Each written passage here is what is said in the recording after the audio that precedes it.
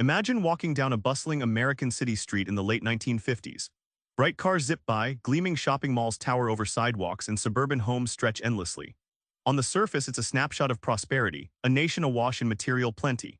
But beneath that shiny veneer, economist Kenneth Galbraith sees something troubling brewing, a society comfortable in its affluence but blind to the widening gap it's created.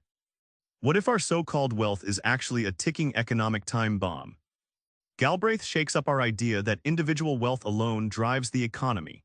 In fact, he argues, this conventional wisdom masks deeper flaws lurking beneath our shiny prosperity. Galbraith tells the story of Levittown, New York, America's first mass-produced suburb. It's a symbol of success, affordable houses, new families, and booming consumerism.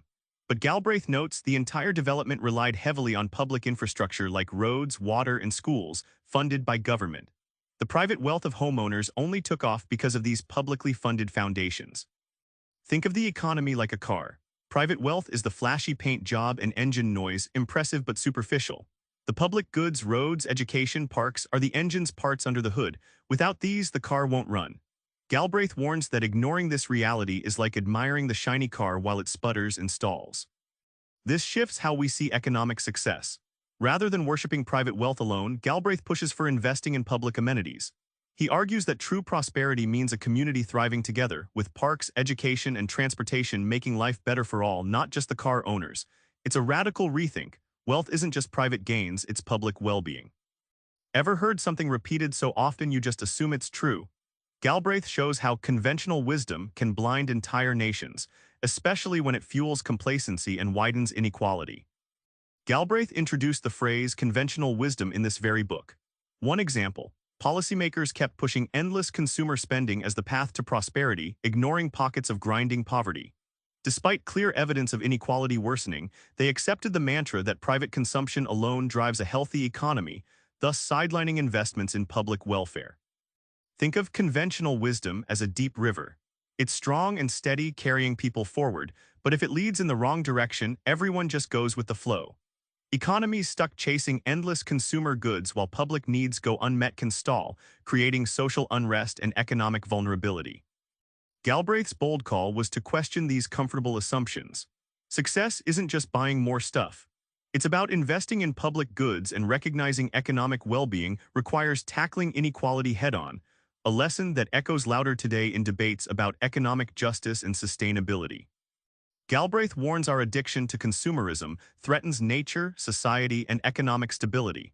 But he also offers hope in redefining what prosperity really means. 4 years before Rachel Carson's Silent Spring, Galbraith was already sounding alarms about consumer excess ravaging wildlife and wild lands. Cars, billboards, and sprawling malls are chipping away at America's green spaces. This isn't just an aesthetic loss.